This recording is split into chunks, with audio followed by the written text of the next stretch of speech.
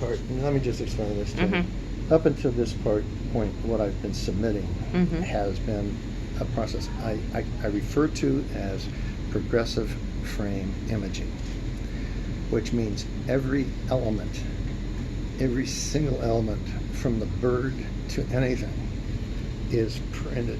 It goes through a printing process, one at a time. So my final print may have gone through a printing process upwards of 15 times. I use a base image, often concrete, that is the base and the only use of color. And then some of the images are photographic. Some of them I add detail with pen and ink. I use a process I call pen etching, which I either do on the medium, removing ink or pigment from the image down to the base medium to add delicacy to things like grasses and other elements. I use I try to use elements that have nothing to do with each other. For instance, this is a piece of concrete from an abandoned warehouse on South Side. Now, I added the waves, which were really from a piece of concrete block. The sun is part of the concrete and is a reflection of a contractor's light. The contractor's lights are encased in webbing that's either orange or yellow. And so that was a reflection, and that was the only image that serves as the base. I haven't finished it yet, but these are some of the processes that I go through, and every single step that I have to print it. In this case, 15 times. If I move a bird a little bit, I have to go through and do my proofs. And so it's a buildup of ink. And I use different lenses. I use hand drawings to accent. And all of the elements are from different places. And the image does not exist, except I try to create images that people feel familiar with and adds a depth of field that you would not get if just printed as a flat digital image.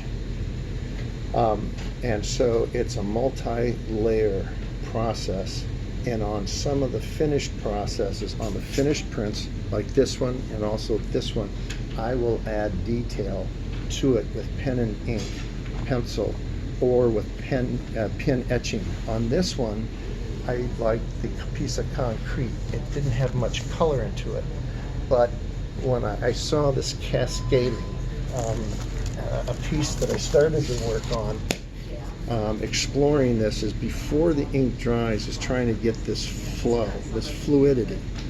And so before the ink dries on some of these, it didn't work out quite as well on this, but I add to try to get the fluidity. I like gelatin-based film. That's what I used to do. This is one that I did enter, and this is from a negative from a show. I haven't shown anything in 50 years. And this particular piece, I tried to retain the delicacy of the gelatin of film in the face. But the rest of it was kind of washed out and you could see through. So I made another frame that was equivalent to, I guess, dodging when I used to use a projector.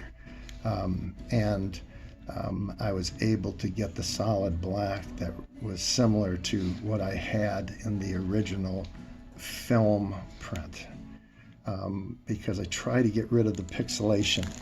And so I try to get a depth of field that using different lenses, cheap lenses, sometimes point and shoot cameras, old time 12 megapixel ones, my phone, and I shoot some things out of focus that would be depth of field far away. And then as I work forward on the imaging, the grasses, for instance, that you'll see on the finished print when I get done with it, and I use pen in the pen etching, it brings things forward as it would be naturally in nature. And even though the image does not exist, it's a piece of concrete. The boat was shot in Hatteras. Two of the birds were shot in Ocracoke. One of the birds I drew, and the other bird was shot in Hatteras. The grasses were from a different section altogether. It was a field in a state park. And some of the waves are just elements of a piece of concrete block. And so I layer, it's just an image that I imagine, and I start throwing different things at it. And then I start to come up with something that I believe looks familiar to something that somebody would see. The Beach Boys had a song called Kokomo. There is no place called Kokomo. And so that is kind of that's the best way I can describe that. That's this. Perfect. Is that this image is like the Beach Boys song Kokomo. It doesn't exist, but I want it to be that you feel like you've seen it or been there,